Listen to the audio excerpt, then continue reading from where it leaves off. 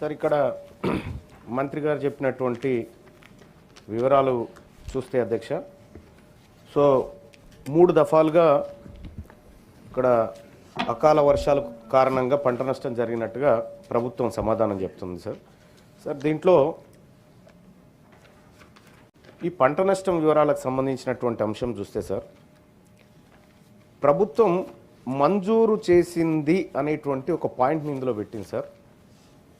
ఒక దఫలో 122 కోట్ల 33 లక్షల 16,000, మరో దఫలో 109 కోట్ల 28 లక్షల 61,000 రూపాయలు ప్రభుత్వం మంజూరు చేసిందని చెప్పింది సార్. సో ఈ అకాల వర్షాలు కురిసి దాదాపు 4-5 నెలలు కావస్తూ ఉంది సార్, కొన్ని ఇంకొకసారి 3 నెలలు కావస్తూ ఉంది సార్.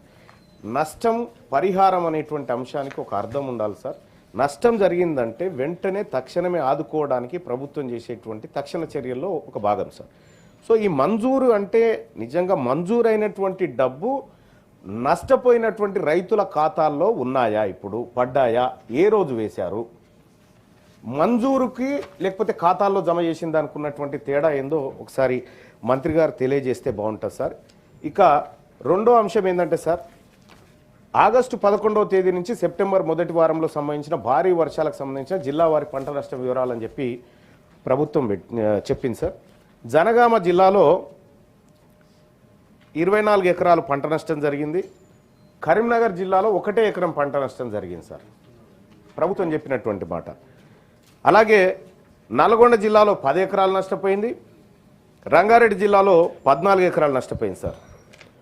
అలాగే అక్టోబర్ 28-31 మధ్య జోగులాంబ గద్వాల జిల్లాలో 12 ఎకరాల పంట నష్టం జరిగిందని ప్రభుత్వం చెప్తా ఉంది సార్. మేడ్చల్ మల్కాజ్గిరి జిల్లాలో 7.75 ఎకరాలు నష్టం జరిగినట్టుగా చెప్తా ఉంది సార్.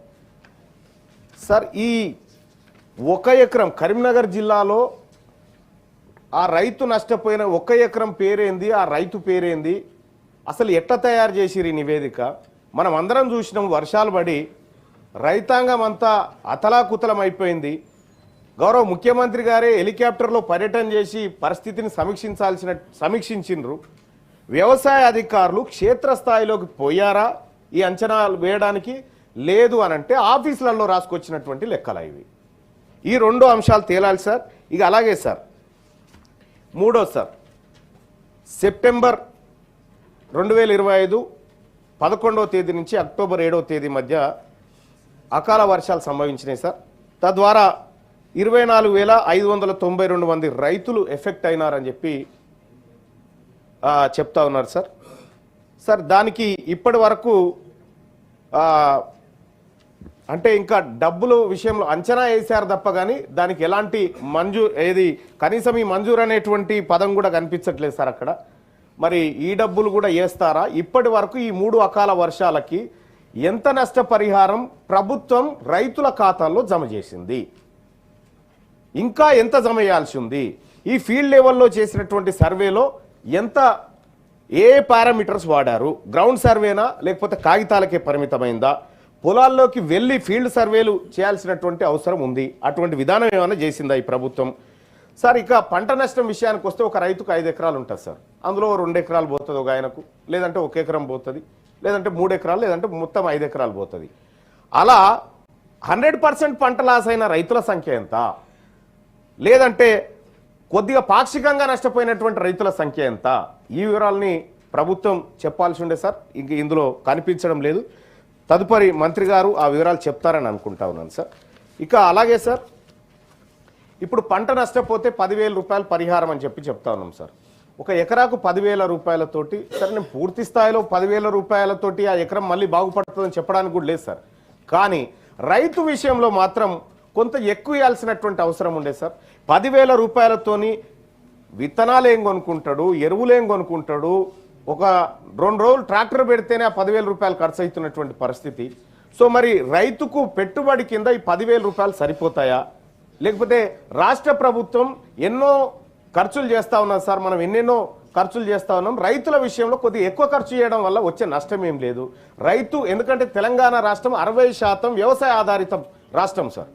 60% వ్యవసాయ ఆధారిత రాష్ట్రంలో రైతుల సంక్షేమానికి రాష్ట్ర ప్రభుత్వం రాజీ పడకుండా నిధులు ఖర్చు చేయాల్సినటువంటి అవసరం ఉంది సార్. సో మరి ఇప్పుడు ఎకరాకు ఎంత సరిపోతుంది సార్? ఎన్ని విత్తనాల విషయంలో పంట నష్టం జరిగినటువంటి రైతులకు ఏమైనా ప్రత్యేక సబ్సిడీలు ఇస్తా ఉన్నారా, లేదంటే ఎరువుల పంపిణీ విధానంలో ఏమైనా ప్రత్యేక చొరవ తీసుకుంటా ఉన్నారా? మరి ఆ రైతులు ఆగమైనటువంటి రైతులను ఆదుకోవడంలో తెలంగాణ రాష్ట్ర ప్రభుత్వం చొరవ చూపాల్సినటువంటి అవసరం ఉంది సార్. ఇక అలాగే సార్, ఇప్పుడు పంట నష్టపోయినటువంటి రైతుల జాబితా ఇచ్చారు సార్. దాదాపుగా 2,40,412 మంది రైతులు ఈ అకాల వర్షాల కారణంగా నష్టపోయినట్టుగా నివేదికలు చెప్తా ఉన్నాయి సార్. సార్ ఇందులో కౌలు రైతుల సంఖ్య ఏది సార్? కౌలు పట్టుకొని ఒకరి దగ్గర వ్యవసాయం చేసేటువంటి రైతు ఆయనకున్న 1 ఎకరం తీసుకుంటాడు, లేదంటే పక్కోలతో 3-4 ఎకరాలు తీసుకొని వ్యవసాయం చేసుకుంటాడు సార్. మరి ఇది నష్టపోతే సార్ కౌలు రైతుల లెక్క ఇందులో ఉందా? కౌలు రైతులకు నష్టపరిహారం చేరాలంటే ఎట్లా? మరి అసలు రైతుకు పోయి పట్టదారికి పోయి కౌలు రైతుకు దక్కకపోతే మళ్ళీ కౌలు రైతు పరిస్థితి ఏంది? కాబట్టి కౌలు రైతు విషయంలో కూడా ఈ రాష్ట్ర ప్రభుత్వం స్పష్టతనివ్వాలి సార్. వ్యవసాయ శాఖ మంత్రి గారు, గౌరవ మంత్రి గారు ఈ విషయంలో నాకు ప్రత్యేక సమాధానం చెప్తుందని అనుకుంటున్నాను సార్. ఇక సార్ మళ్ళీ నష్టపోయినటువంటి పంట విషయంలో ప్రభుత్వం ఇంకా ఇది క్వశ్చన్ అవర్ ఇది సార్. అదే సార్, ఇన్ని క్వశ్చన్లు సప్లిమెంటరీ వేస్తే ఎట్లా? ఇంకో ఆయన ఉన్నాడు సార్, ఇది రైతుల విషయం సార్. దయచేసి మీకు తెలియదు కాదు సార్, ఇది రైతులకు సంబంధించినటువంటి క్వశ్చన్ అవరే సార్. కాకపోతే ఏమంటున్నాను సార్, ఇందులో ప్రభుత్వం అడిగిన దాంట్లో సమాధానాలు లేనప్పుడు మరి నేను ఎవరిని అడగాలి సార్? తమరినే కాదు సార్. ప్లీజ్ సార్ కంప్లీట్ చేస్తా ఉన్నాను సార్. సార్ ఇంకా ఈ ఫసల్ బీమా యోజనకు సంబంధించినటువంటి సార్, ప్రధానమంత్రి ఫసల్ బీమా యోజన పథకాన్ని గత ప్రభుత్వం పట్టించుకోలేదు సార్. మనం కట్టాల్సినటువంటి ప్రీమియం కట్టలేదు, తద్వారా ఇబ్బంది అయింది సార్. ఈ రాష్ట్ర ప్రభుత్వం కేంద్ర ప్రభుత్వం ఇస్తున్నటువంటి ప్రధానమంత్రి ఫసల్ బీమా యోజన పథకాన్ని సద్వినియోగపరచుకుంటుందా? ఒకవేళ ఆ పథకం కనుక మనకు ఉంటే కొంతలో కొంత నష్టపోయినటువంటి రైతాంగానికి కొంత లబ్ధి చేకూర్చేటువంటి అవకాశం ఉంది సార్. సార్ ఈ అకాల వర్షాల వల్ల నష్టపోయినటువంటి రైతాంగం గుండె చెరువైనటువంటి పరిస్థితిలో, రైతులు దిగాలుతో ఉన్నటువంటి పరిస్థితుల్లో కొంతమంది రైతులు చనిపోయినట్టుగా కూడా తెలుస్తా ఉంది సార్. ఆ నివేదిక ఏమైనా ఈ ప్రభుత్వం దగ్గర ఉందా సార్? దయచేసి మంత్రి గారు. తక్కేలపల్లి రవీంద్రరావు గారు ఇద్దరు కలిసి సార్ చెప్పండి. ధన్యవాదాలు అధ్యక్ష. నేను మా మంత్రి గారు కూడా మా పక్క జిల్లానే సార్, ఇన్ఛార్జి మంత్రి గారు పొంగులేటి గారు కూడా ఇక్కడనే ఉన్నారు. 2024 అక్టోబర్లో భారీ వర్షాలు వచ్చినాయి అధ్యక్ష. రాష్ట్రంలో హైయెస్ట్ ఎఫెక్టెడ్ డిస్ట్రిక్ట్ ఉందంటే అది మహబూబాబాదే. బ్రిడ్జిలు తెగినాయి, రోడ్లు తెగినాయి, చెక్ డ్యాములు తెగినాయి, దాదాపు 147 చెరువులు తెగినాయి అధ్యక్ష.